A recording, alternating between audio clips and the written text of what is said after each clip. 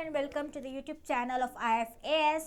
मैं हूं आपके होस्ट और दोस्त कविता, और जैसे कि आप जानते हैं हम कर रहे हैं सक्सेस स्टोरी उन बच्चों की जिन्होंने IIT जैम का एग्ज़ाम यहाँ पे क्वालिफाई कर लिया है। तो उसी सिलसिले में अपनी स्टोरी आज हमसे शेयर करने के लिए जुड़ रहे हैं राहुल मौर्य। तो सबसे पहले Rahul, welcome to our channel. Thank you ma'am. And many congratulations आपको, आपके पूरे परिवार को IIT जैम फिजिक्स का एग्ज़ाम क्वालिफाई करने के लिए। Thank you ma'am. Thank so before we you ma'am. Start with a formal interview, मैं आपसे क्वेश्चंस की यहाँ पे बरसात करूँ उससे पहले मैं चाहूँगी कि आप अपना एक छोटा सा इंट्रोडक्शन जो है यहाँ पे हमारी ऑडियंस को दे दीजिए कि आप कहाँ से बिलोंग करते हैं, आपने अपना एजुकेशन कहाँ से किया है।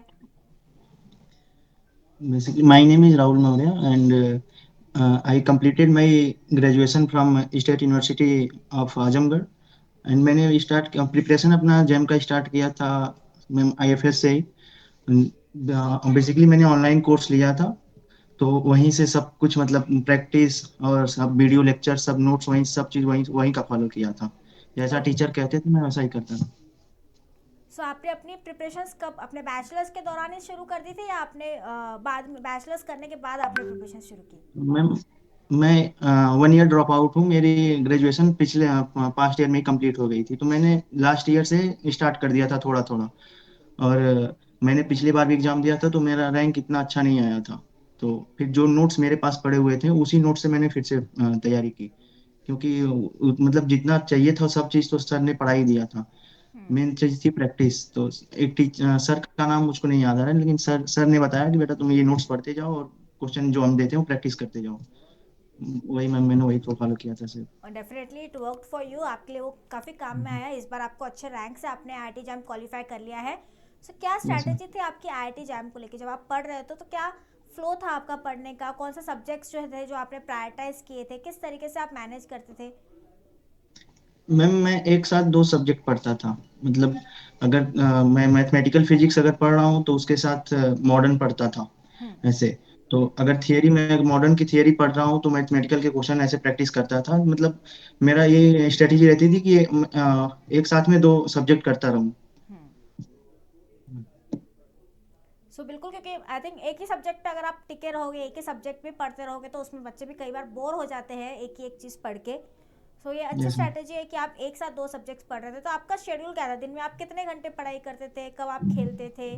कब क्या क्या पूरा आपकी आई वुड से पूरा स्केड्यूल था दिन का? तो मैम जैसा मेरा बैच जो था वो लाइव प्लस रिकॉर्डेड था, हम्म। तो मैं ज़्यादा लाइव क्लासेस कर नहीं पाया था। तो मैं रिकॉर्डेड क्लासेस ही करता था। तो मैं दिन में जैसे जब कॉलेज से आने के बाद दोपहर के टाइम उस टाइम मैं क्लासेस कर लेता था, रात में क्वेश्चन प्रैक्टिस करता था। ओके। ठीक है। और जब छुट्टियों में जैसे मैं संडे में तो मैं उस टाइम क्वेश्चन प्रैक्टिस ज़्यादा करता था, जिस दिन हॉलीडे होता था। और यहाँ पे आपने डीपीपीज वगैरह भी सॉल्व किए होंगे IFS में, रोज आपको हर लेक्चर के साथ डीपीपीज मिलते हैं, तो कितना हेल्प यस होता मैम। है ये डीपीपीज से? संडे टेस्ट जो होता है यहाँ पे, उससे कितना हेल्प होता है पढ़ाई में? मैम जैसे जो लेक्चर हो गए उसके बाद उनके डीपीपी में डीपीपी मिलते थे हम लोगों को। तो हम्म। जो डीपीपी जो लेक्चर थे नोट्स थे, वो तो नोट्स हम रिवाइज करते थे। उसके बाद उसके कुछ क्वेश्चन मिल जाते तो वो बहुत ज़्यादा हेल्पफुल कर होते थे, क्योंकि अब फिर हम कहीं और से क्वेश्चन सर्च करेंगे उसमें टाइम भी जाता था। तो कोचिंग के थ्रू ही हमको डीपीपी मिल जाती थी, तो वो हमारे लिए हेल्पफुल था। प्रैक्टिस हो जाती थी, हमारी कॉन्सेप्ट समझ में आ जाता था क्वेश्चन लगाने के बाद। एग्जैक्टली फिजिक्स में यही कि फिजिक्स जो है पूरा कंसेप्ट ड्रिवन है। तो सिर्फ पढ़ के आई थिंक फिजिक्स यहाँ समझना बहुत मुश्किल होता है। तो पर अगर आप साथ ही साथ प्रॉब्लम्स यहाँ पे सॉल्व कर लेते हो, और अगर आप प्रॉब्लम सॉल्व कर पा रहे हो, इसका मतलब आपको कंसेप्चुअल क्लैरिटी भी है। अदरवाइज आपको पता चल जाएगा कि आपके वीक पॉइंट्स यहाँ पे क्या है।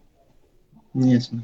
और संडे टेस्ट का बेनिफिट्स क्या होता है? जैसे आपने दिए होंगे हर संडे को टेस्ट होते हैं, तो उसका बेनिफिट आपको लगा कि कुछ एक्स्ट्रा बेनिफिट आपको यहाँ पे उससे महसूस हुआ?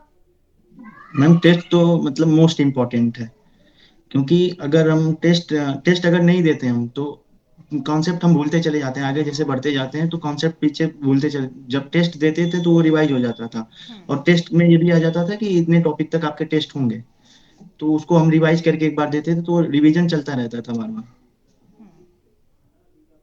और टेस्ट जैसे इम्प्रूव। अभी मैं बोलूँ कि अगर आपने एक महीने में एक अभी सब्जेक्ट, जैसे आप बोल रहे हो कि आप एक महीने में आपने मैथमेटिकल फिजिक्स और मॉडर्न फिजिक्स यहाँ पे कर लिया, तो जो अभी बच्चे हम्म। हमें हमें देखेंगे तो वो आपकी ही स्ट्रेटेजी डेफिनेटली फॉलो करेंगे कि अच्छा मैं भी ये करता हूँ कि मैं एक साथ मैथमेटिकल फिजिक्स और मॉडर्न फिजिक्स पढ़ता हूँ, फिर नेक्स्ट मंथ यस में हम दो दूसरे सब्जेक्ट्स उठाएंगे। तो ऐसा होता है ना कि पहले जो पढ़ा है फिर यहाँ पे कहीं ना कहीं वो वाइप ऑफ होते जाता है, क्योंकि जब आप नया पढ़ते हो तो पहला अगर रिवाइज नहीं किया तो नया जो है मैम। वो याद रह जाता है, पर पहला जो पढ़ा है वो हम भूल जाते हैं। तो आप कैसे फिर यहाँ पे रिविजन आप किस तरीके से करते थे? मैम तो मैं साथ साथ में शॉर्ट नोट्स बनाता रहता था। हम्म। तो मैं आपको अगर मैं बोलेंगे तो दिखा भी दूंगा, मेरे पास ही रखे हुए हैं। तो मैं जैसे शॉर्ट नोट्स बना के रखता था। जो चैप्टर मेरे कंप्लीट सब्जेक्ट कंप्लीट हो जाते थे, अगर कोई मैं नया सब्जेक्ट स्टार्ट कर रहा था तो कुछ टाइम मतलब हफ्ते में एक बार दो बार अच्छे से वो शॉर्ट नोट्स पढ़ लेता था, तो फिर वो मेरे कॉन्सेप्ट रिवाइज हो जाते थे। कुछ क्वेश्चन प्रैक्टिस कर लिया, टाइम मिला तो ऐसे में हम्म। शॉर्ट नोट्स बहुत इंपॉर्टेंट, मतलब बहुत हेल्पफुल थे। डेफिनेटली। और यहाँ पे शॉर्ट नोट्स रिवाइज करने के लिए आपके पास कोई ट्रिक्स है? जैसे बहुत सारे फॉर्मूले होते हैं, बहुत सारी कंडीशंस होती है, तो कैसे आप मेमोराइज करते थे? आपके पास कोई ट्रिक्स थी या आप कोई कनेक्शंस बिठाते थे? कुछ तरीका आपने मेमोराइज करने का यहाँ पे निकाला था अपने खुद के लिए, जो आगे के बच्चों को भी हेल्प करे, वो भी वो फॉलो कर सकते हैं? मैम शॉर्ट नोट्स में क्या है, बेसिकली सब फार्मूले होते थे और कुछ कॉन्सेप्ट होते थे जो इम्पोर्टेंट कॉन्सेप्ट थे। तो मैम ऐसा कुछ ट्रिक नहीं है, लेकिन उसको कुछ बार रिवाइज करने के बाद ऑटोमेटिकली हमको याद हो जाता था, क्योंकि क्वेश्चन प्रैक्टिस साथ में चलती रहती थी तो दिमाग में हमारे रहता था। कुछ जी ऐसा बिल्कुल। ट्रिक्स और तो आई नहीं थिंक फॉलो एक तरीका किया, ये भी हो लेकिन सकता है कि आप ब्लैंक पेपर अच्छा। पे लिख के देख लो कि कितना याद आ रहा है, तो आपको वहां से भी एक अंदाजा आ जाएगा कि जो आपने लिखा है, जो आप फॉर्मूले लिख पा रहे हो, तो ये तो अभी अच्छे से हो गए हैं, पर जो फॉर्मूले में यस मैम। डिफिकल्टी होती है वो वहां से आपको पता चल जाएगा, राइट? जी मैम, जी मैम। हाँ। और यहाँ पे आईआईटी जैम जैसे मैं बात करूँ तो तीन पार्ट्स में हमारा पेपर होता है। यहाँ पे एमसीक्यूज भी आते हैं, एमएसक्यूज भी आते हैं और एनएटीज होते हैं। और हर पार्ट का एक अपना इंपॉर्टेंस है, क्योंकि हर पार्ट में अलग अलग टाइप के मार्किंग होते हैं, अलग अलग सिस्टम पैटर्न के क्वेश्चंस आते हैं। तो किस तरीके से आपने प्रैक्टिस की थी और कैसे आप मैनेज कर रहे थे कि अलग अलग पार्ट्स को किस तरीके से आप मैनेज कर रहे थे, और कैसे आपने स्ट्रैटेजी बनाई थी हर पार्ट को एग्जाम में सॉल्व करने की? मैम मैंने तो सबसे ज्यादा टाइम मतलब मैं पार्ट ए पे देता था। 3 आवर्स है तो मैं 1 आवर एंड 15-20 मिनट में पार्ट ए पे जाता था, एमएसक्यू वाले सेक्शन पे। हम्म। उसके बाद मैं मतलब ए बी सी ऐसे ही करता था, मेरे को ऐसा नहीं था कि ए सी ऐसा करूं, पहले ए हम्म। करता था फिर बी फिर सी। फिर जो टाइम होता था मैं ऐसे ही करता जाता था, मतलब बी फिर उसके बाद सी करता था। और एमएसक्यूज में आप सबसे ज़्यादा टाइम देते थे, तो क्या यहाँ पे नेगेटिव मार्किंग की वजह से आपको ज़्यादा कॉशन रहना पड़ता है कि अरे थोड़ा भी यहाँ पे गलत हुआ तो हमें यहाँ पे नेगेटिव मार्किंग मिल जाएगी? यस मैम, उसी वजह से। तो आपने कुछ स्ट्रैटेजी लगाई थी नेगेटिव मार्किंग से बचने के लिए? मतलब कुछ तरीका आपने ढूंढा था कि नेगेटिव मार्किंग कैसे आप मिनिमाइज कर सकते हो? तो मैम तरीका यही था कि जो क्वेश्चन मैं 100% श्योर रहता था वही करता था हम्म। एमसीक्यू में। मैं जैसे तुक्का नहीं मारता था कि अगर श्योर नहीं था तो मैं करता नहीं था, भले ही आंसर आ जाते थे। अगर हम्म। 90% श्योर रहता था तो कर देता था, लेकिन नहीं उस तरह बिना श्योर कंफर्मेशन के नहीं करता था, कि अगर जब तक श्योर नहीं होता था। एग्जैक्टली, क्योंकि नेगेटिव मार्किंग से आई गेस आपके मार्क्स तो कम होंगे ही होंगे, साथ ही हम्म। साथ रैंक्स पे भी बहुत इफेक्ट हो जाता है अगर आपकी नेगेटिव मार्किंग ज़्यादा होती है तो। सो नेगेटिव मार्किंग हम्म। वाले एमसीक्यूज के सेक्शन को, जैसे कि राहुल ने बताया, ज़्यादा टाइम स्पेंड करिए और अच्छे से सॉल्व कीजिए। जो आता है वही सॉल्व कीजिए, जो नहीं आता है उसे अटेम्प्ट करने की यहाँ पे कोशिश ना करें। और यहाँ पे जी मैम। एनएटी जो होता है, यहाँ पे बहुत सारे मतलब अप्रोक्सीमेशन, मतलब बहुत इक्वेशंस होते हैं जहाँ हमें वैल्यूज डालनी होती है। तो यहाँ पे क्या आपने कुछ अप्रोक्सीमेशन टेक्निक्स वगैरह आपने यूज़ की थी कि आप कैसे इजीली आंसर्स पे आ सकते हैं? कि वर्चुअल कैलकुलेटर यूज़ करने में भी यहाँ पे बच्चों को काफ़ी दिक्कत आती है, क्योंकि वो लास्ट मोमेंट पे यूज़ करने जाते हैं, फिर उन्हें समझ में नहीं आता है कि अब इसको यूज़ कैसे करना है। मैम मैं एनएटी के लिए तो मतलब कैलकुलेटर तो बहुत मतलब हेल्प करता है हमारे लिए। लेकिन मैम क्या होता है कि बहुत बार हम आंसर निकालने के बाद फीलिंग गलत कर देते हैं, उसमें आंसर फीलिंग में गलती हो जाती है।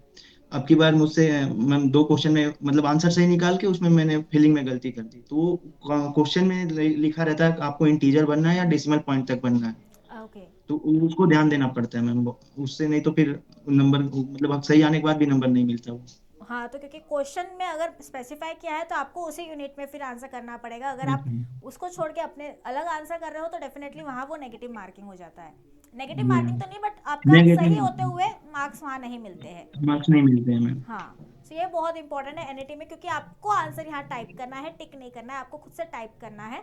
सो यहाँ पे बहुत केयरफुल रहना, जब आप आंसर डालो तो क्वेश्चन अच्छे से यहाँ पे पढ़ लो कि उन्होंने क्वेश्चन में क्या आपसे पूछा है, आपने उन्होंने इंटीजर्स पूछे हैं या डेसिमल्स पूछे हैं, उसके हिसाब से यस फिर आप वहाँ पे आंसर टाइप करिए।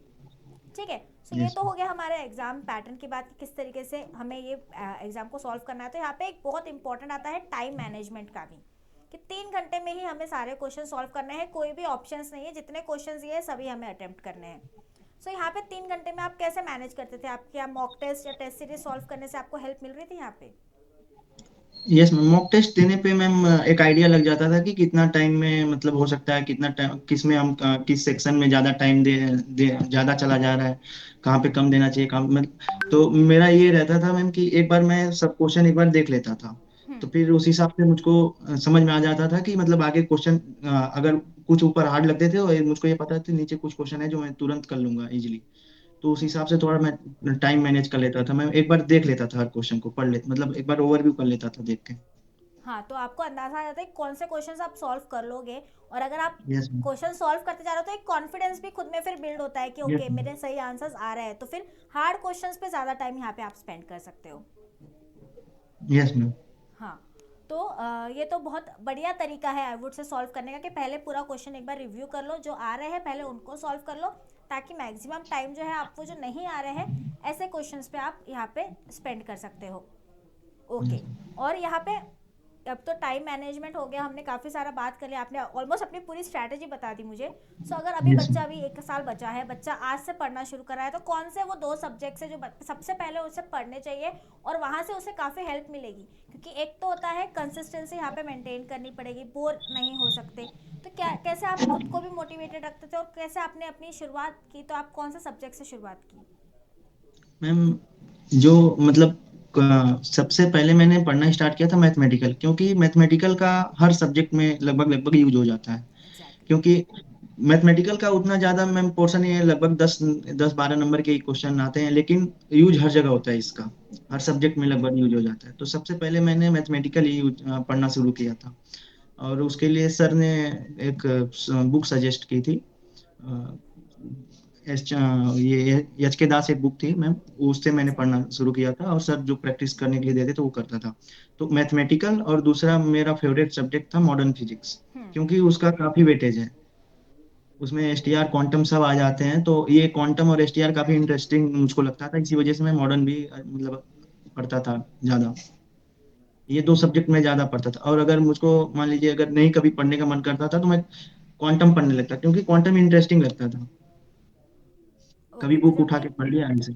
जब भी आप डिमोटिवेट होते हो या आपको मन नहीं करता है कि ओके आज आलस आ रहा है, आज नहीं पढ़ना है, तो जो सब्जेक्ट इंटरेस्टिंग लगता है, जो सब्जेक्ट इंटरेस्टिंग है। मज़ेदार लगता है, वो सब्जेक्ट आप पढ़ सकते हो, पर ब्रेक मत लो पढ़ाई से, अदरवाइज ब्रेक। एक बार ब्रेक लिया तो वो ब्रेक काफ़ी लंबा चल जाता है। यस मैम, थोड़ा कम ही पढ़े किसी दिन, लेकिन छोड़ने के बाद फिर मैम लगता है ब्लैंक हो गया सब, तो इसीलिए एग्जैक्टली, छोड़ता नहीं था। बिल्कुल बिल्कुल, एक दिन भी अगर आपने पढ़ाई से ब्रेक लिया और वो फिर एक आलस भी आ जाता है कि अच्छा और एक यस दिन ले मैम। लूँ क्या, कल से पढ़ लूंगा, परसों से कर लूंगा, तो ये जो बहुत है इंपॉर्टेंट हो जाता है कि अभी तो पूरा साल बचा है, तो साल भर अपने आप को मोटिवेटेड रखना बोले तो थोड़ा डिफिकल्ट टास्क तो है बच्चों के लिए। Yes ma'am. और अभी आपके फ्यूचर्स प्लान क्या है? अभी तो आपका गेट का एग्जाम क्लियर, सॉरी जैम का एग्जाम क्लियर हो गया, तो आपके फ्यूचर प्लान्स क्या है, किस आईआईटी में आप एडमिशन्स लोगे? मैम अभी तो यही है कि आईआईटीज में एडमिशन लेना है इस एमएससी के लिए। और मैम एक आईआईटी बॉम्बे में एक कोर्स है एमएससी पीएचडी एनर्जी साइंस का, तो उसके बारे में भी थोड़ा रिसर्च कर रहा हूँ मैं।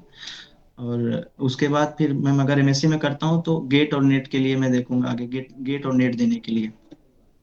तो आपको रिसर्च में अपना करियर बिल्ड करना है जी। फ्यूचर में। Okay, greats and congratulations and all the best उस चीज़ के लिए। मैं आपका फिर से जब नेट का एग्ज़ाम क्लियर होगा तो फिर से शायद आपका इंटरव्यू कर पाऊँ। जी मैम, श्योरली तो ma'am, surely. And once again many congratulations आपको, आपके पूरे फैमिली को। आई एम श्योर अभी आपके घर में सब लोग बहुत खुश होंगे, अभी तो खुशियाँ ही चल रही होगी। जी तो मैम। बधाइयों का सिलसिला शुरू होगा, हर जगह से फ़ोन आ रहे होंगे कि अब आप आईआईटीएन हो गए हो। जी मैम, आ तो रहे हैं, बस सबसे बड़ा मैम योगदान तो टीचर्स का ही है हमारे। एग्जैक्टली टीचर्स तो गाइड करते हैं पर असली मेहनत जो है वो स्टूडेंट्स ही करते हैं, क्योंकि टीचर्स तो हर स्टूडेंट को उसी लेवल पे गाइड करते हैं, उसी तरीके से गाइड करते हैं। पर आपकी सिंसेरिटी होती है स्टूडेंट्स की, तो आप अपनी सिंसेरिटी से अपना मुकाम हासिल करते हो। टीचर तो सिर्फ जी आपको रास्ता ही दिखा सकते हैं कि आपको कौन सा रास्ता फॉलो करना है, बाकी तो आपका हार्डवर्क है, आपकी सिंसेरिटी है। सो हंड्रेड मैम, एक परसेंट श्रेय चीज आपको ही लेना चाहिए, आई वुड से। टीचर सिर्फ नहीं आपका मैम, मार्गदर्शन कर सकते हैं। नहीं मैम, टीचर्स का क्या है कि यहाँ एक चीज मुझको बहुत अच्छी लगी कि मैं पर्सनल अपना कांटेक्ट नंबर दे देते हैं। अगर कुछ प्रॉब्लम होती है तो हम लोग, मैं फोन करके पूछ भी लेता था, सर इसमें ये प्रॉब्लम हो रही है, ये नहीं करने का मन कर रहा है, क्या करूँ? तो गाइडेंस मिल जाती थी एक। ओके, तो वही एक्चुअली हमारे टीचर्स का काम है। बट जी आई एम मैम। श्योर जो टीचर्स थे, क्योंकि मैं तो अभी अभी ज्वाइन हूँ, but I am sure Bharat sir थे, विनोद सर थे, तो उन्होंने काफ़ी अच्छे से स्टूडेंट्स को जी यहाँ पे गाइड किया था। सो उनके लिए आई वुड लाइक टू से, भरत सर, विनोद सर, अगर आप देख रहे हो, so students are very happy और वो सब आपको बहुत पसंद करते हैं यहाँ पे। सो थैंक यू सबको, थैंक यू सर को। ओके। सो राहुल, जाते जाते एक आप कुछ एडवाइस देना चाहोगे हमारे स्टूडेंट्स को स्ट्रेस मैनेजमेंट से रिलेटेड या एग्जाम से रिलेटेड, या कोई भी पीस ऑफ एडवाइस जो आप उनको यहाँ पे देना चाहोगे? मैम एडवाइस ये टेस्ट टेस्ट के रिगार्डिंग ही मैं देना चाहूंगा, क्योंकि हम हमको लगता है हमको आता है बहुत कुछ, लेकिन टेस्ट में नंबर नहीं आते। जब हम मॉक टेस्ट देते हैं तो उसके वजह से लोग मॉक टेस्ट छोड़ देते हैं। हम्म। तो लेकिन वो बहुत फिर नुकसान होता है हमको पेपर के लिए। हम्म। तो अगर टेस्ट देते रहेंगे, भले ही नंबर नहीं आ रहे, लेकिन टेस्ट देते रहिए। आप वहां जाएंगे तो ऑटोमेटिक आपके नंबर बढ़ेंगे, ऐसी बात नहीं नंबर नहीं, अगर आपको आता है तो। मैंने मैम थोड़ा सा इसमें टेस्ट में थोड़ा मैंने कम कर दिया था, तो वहां जाके मेरा थोड़ा फीलिंग में, वहाँ प्रेशर में आ गया था, तो इसी वजह से कुछ क्वेश्चन मेरे रॉन्ग भी हो गए थे। तो एग्जैक्टली। टेस्ट देते रहना है मैम। टेस्ट मतलब मेरे हिसाब से एडवाइस ये है कि टेस्ट हमेशा दीजिए। तो वो टेस्ट फिर ना आपको छोड़िए, एक नंबर आए तो प्रैक्टिस दे। हो जाती है, सॉल्व कर करके ना आप एक प्रैक्टिस में आ जाते हो, तो फिर एग्जाम के दिन भी शायद आपको फील नहीं होगा कि आप फाइनल एग्जाम में बैठे हो, ऐसा लगेगा कि एक टेस्ट ही दे रहे हो आप। Yes ma'am, yes ma'am. So ये बहुत इंपॉर्टेंट पीस ऑफ एडवाइस है जो राहुल ने यहाँ पे दी है, तो सब बच्चे फॉलो करो, टेस्ट सीरीज अच्छे से दो, पीवाईक्यूज दो, मॉक टेस्ट दो। आखिरी के एक महीने में आई थिंक बच्चों का टारगेट यही होना चाहिए कि ज़्यादा से ज़्यादा वो टेस्ट सीरीज और मॉक टेस्ट यहाँ पे दे। Yes ma'am. और स्ट्रेस पीवाईक्यू से तो मैम रिलेटेड, यहाँ पे साथ साथ में ही करा देते थे, वो बहुत सही था। यस यस, और स्ट्रेस से रिलेटेड कुछ एडवाइस, जैसे आपने कहा कि आप स्ट्रेस में आ गए थे, तो आपने क्या किया था अपने आप को फिर से कूल डाउन करने के लिए कि ओके फिर से अपने सेंसेस में आना है और अच्छे से यहाँ पे पेपर सॉल्व करना है? मैम टीचर से बात कर लिया था, टीचर ने सब मतलब टीचर मोटिवेट कर देते थे। ओके, तो यहाँ पे टीचर्स का बहुत बड़ा योगदान है राहुल राहुल की सफलता में, I would say. Yes ma'am, teacher तो मैं ऐसा मानता हूँ 50-50 ही है। टीचर टीचरों ने बहुत हेल्प किया है। सो वही हमारी ड्यूटी भी है एज अ टीचर्स कि आप लोगों को सफलता मिले, और उसी में हमें सबसे ज़्यादा खुशी मिलती है जब हम आपसे फिर से इंटरेक्ट कर पाते हैं आपके एग्जाम्स के बाद। इसलिए मैंने कहा कि हो सकता है नेट के एग्जाम के बाद मैं आपसे फिर से इंटरेक्ट करूँ, and I will be very happy आपको फिर से इंटरव्यू करने के लिए। Yes, thank you ma'am. Thank you so much Rahul joining with us, और अपना पूरा एक्सपीरियंस बताने के लिए, अपने बहुत इंपॉर्टेंट पॉइंट्स यहाँ पे बताया। आई एम श्योर जो भी बच्चे अगले साल 2026 में जैम का पेपर देंगे वो सब इन पॉइंट्स को नोट डाउन करेंगे, और वो भी आपकी तरह शाइनिंग रैंक्स के साथ पास हो पाएंगे एग्जाम, और अपने पसंद के आईआईटी में यहाँ पे वो जो भी उनको कोर्स लेना है वो ले पाएंगे। Thank you so much once again, आप हमारे प्लेटफॉर्म पे आए और अपनी स्टोरी को हमारे साथ शेयर की। Thank you ma'am, thank you. Okay.